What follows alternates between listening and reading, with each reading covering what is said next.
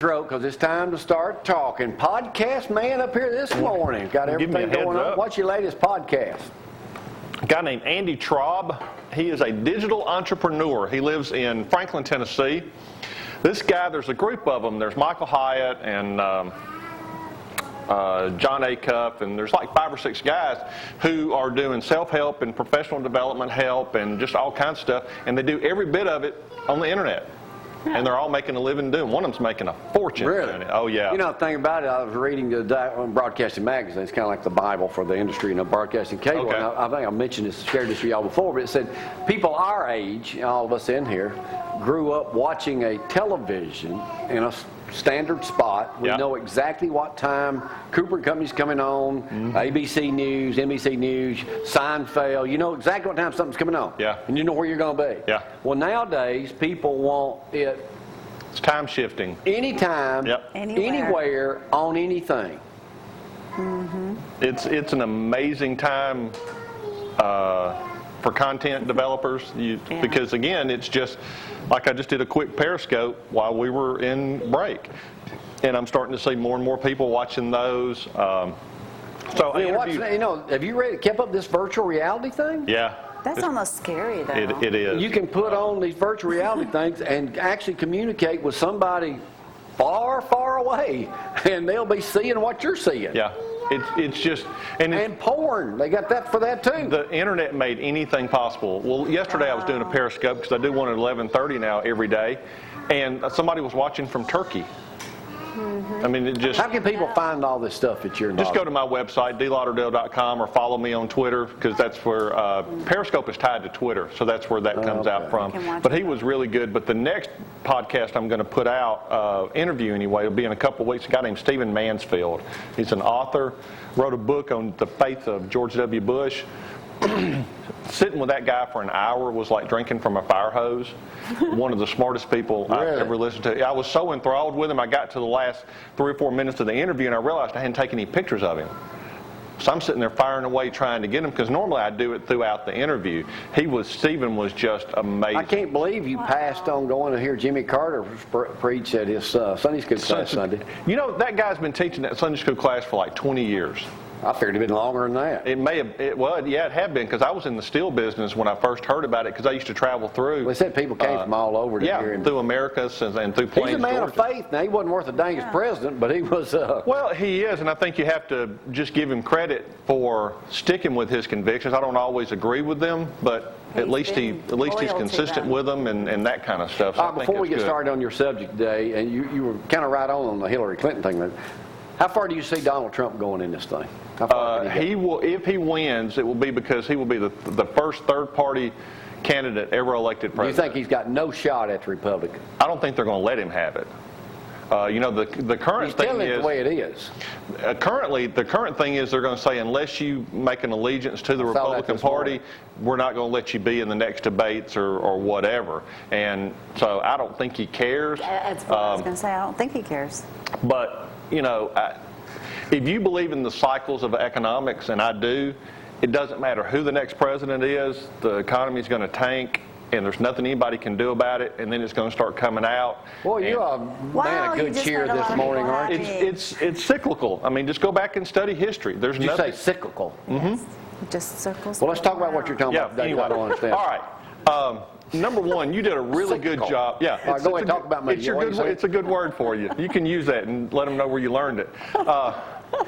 Number one, you did a really good job interviewing the first group that came up here, the Nova. Kenny Winter, Jimmy Ryan. You did a very, very good job. You could tell you've been doing this a long time. It was very well done. You asked the tough questions. I thought it was really well done. The thing that bothered me was what I kept reading on social media is as it always does, it ended up getting personal. Yeah, and instead of just having a discussion about the facts, it ended up getting personal and accusations and counter-accusations and character assaults and all of that. And so what I wanted to talk about was just how we've lost the ability to disagree agreeably. You know, there used to be a time that you could sit down and have a reasoned conversation with somebody and just talk about the facts. And now we can't. And debate the facts. Yeah, and debate the facts without taking it personally. We become such narcissists. We think everything is about us. And if somebody disagrees with us, then they must hate us or think all they can say is we're the end of the world. In fact, I found a picture, Brad's got it for me to put up, that Jon Stewart did that I thought really, there you go. I disagree with you, but I'm pretty sure you're not Hitler. And I think that's how a lot of it is turned into the political debate has to get to that level. And then I saw that here in Athens with all the stuff going on. And I thought, you know, we're 14 months away from the presidential election, and we got to learn how to do it. And I think what happens is, one of my favorite sayings in the world is, people aren't against me, they're for themselves. That's a true statement. Right. But we take everything personally because we forget that. We think when they disagree with us or whatever that they're automatically coming against us. Some of the best men I've ever met, some of the men that I consider to be Southern gentlemen, could fiercely defend their point without ever losing their cool, without ever insulting coming to that. And I want guys to be the example of that. Yeah, defend your opinions, just like the stuff Athens just went through. If you were a no guy, great, but just defend it on the facts. If you were a yes guy, great, just defend it with Ronnie the facts. said he had people get in his face. Jamie had made a statement in one of the interviews. I can believe that. Jamie had made a statement in one of the interviews. Of course, the yes vote was purchasing the time, so they were up here to push the yes vote. And Jamie said, they were your customer. What do the good people of Athens need to know to vote yes? Right. Somebody took that as saying, and they commented on our Facebook page and said, well, the good people vote no, too. I said, and I commented back, and I said, and there are good people that don't even vote too. I said the good people of Athens. I didn't say the good people of Athens that are just going to vote this way. Right. He took it out of context. I mean, just people looking to be offended or to take it down. So just to figure out, you know, the other thing that drives me crazy is people that have opinions but they're not informed. I was talking with a guy yesterday who had talked to the city clerk and who had talked to the superintendent to get the facts before he made his decision about how he was going to vote. And I love that because at least you were dealing with what the facts were instead of, because let's be honest, the yes always slanted their information for their agenda, right, and the no did as well. It doesn't make them bad, it just is, but just to find out, you know, kind of what the facts are, but just to learn how to have a disagreement. I was kind of laughing at the superintendent. I was watching the replay from yesterday, and you guys were talking about it, and he was talking about that the educational politics are the worst because it's people's money and their kids, not sometimes in that order, unfortunately, about how ugly it could get. And I thought, man, you don't know what ugly is until you may try to make changes in a church like I have before if you want to say ugly. See, that's hard for me too bad. And I know we talked to you, and Don, and people talk about it, and Dusty said that. I've never been involved. I couldn't imagine people I'm sitting there in Sunday school with, so-called Christians, raising Cain about a change at church. Oh my God! But evidently I'm learning. Really? Oh, it's well, Dusty's mentor, Johnny Hunt, made the following statement, and if I hadn't heard it come out of Johnny's mouth, I wouldn't repeat it. Johnny said some of the meanest people I've ever met are Baptist. And unfortunately, it's true. But church life is another one where we've lost the ability to disagree agreeably, to have it, to separate them. To separate the personal part. And what happens a lot of times when people don't have a good reason or they don't have the facts, they turn to emotion. And then when they start arguing from a position of emotion, they'll say anything, do anything, let it go. But just, well, let me change subject and ask you your opinion on something else. It's, oh my gosh. Ashley Madison. It's sad. That's all over the place now. Yeah. A lot of people from Athens, their name is on there. A lot of people from all Hartsville, cities are on Huntsville, there. everywhere. And Alabama, by far the leading state. Yeah. On there. Can you imagine being a teenage kid and you're going through there and you see your mom or dad's name on there?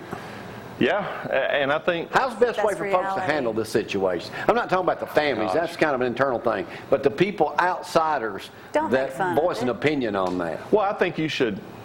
You know, my definition... Being a former preacher. My definition of gossip is talking about something that you're neither a part of or you're not part of the problem or part of the solution. So if you're not part of the problem or part of the solution about it, just keep your mouth shut about it. Because it's the buzzword right now. Well, it is, and I'm conflicted because it's hard for me to have as much sympathy as I should have for the people who are getting outed. Mm-hmm. Because they clearly were going to get caught. My whole thing is always, you're going to get caught. I promise you, you will get caught. You will get caught. It will come out. I feel sorry for the kids. I feel sorry for the wives. I feel sorry for all the embarrassment that the families are going to have to go through. Some possible husbands in there, not just. Yeah, but clearly it's more toward. All right. How can people find out all about DeeLauderdale.com? Just come check it out. One thing that you did talk about on a Periscope that we saw, if you are having an issue with porn, and like you said, it's going to come out. And the name of this. XXXchurch.com. How appropriate. Why didn't we come up with that? I know. XXXchurch.com, great organization. Or just, if you can't remember that, just go to my website and send me an email. I'll be glad to connect you up. They're really good folks. All right, coming up tomorrow, we got a full house on Thursday. We finally getting this guy home from church. We've had to postpone twice with his truck. I was sick one day and it rained last week. So Joseph's back tomorrow, Danny's back, and Coach Pugh, Coach Legg. Bill Matthews, a whole bunch will be here tomorrow. Now it's time on. This is a cool morning. Let's warm things up with my favorite music video of all time. We'll see y'all tomorrow. Bye. What?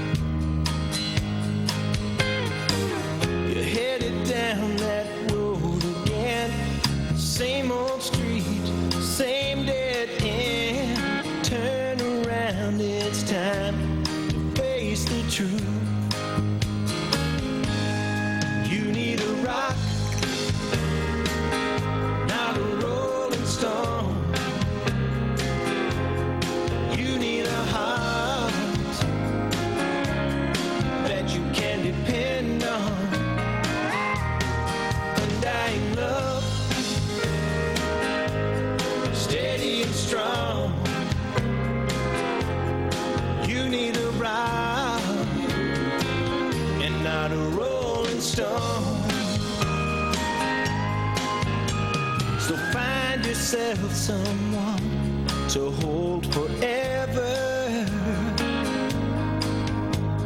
stand alone and keep you safe and sound. Grab a hold of a heart that's true, to do a world of good for you. I think you deserve some solid ground. Rock, not a rolling stone. You need a heart that you can depend on. Undying love. You need a rock, steady and strong. You need a rock. You need a rock, and not a rolling stone.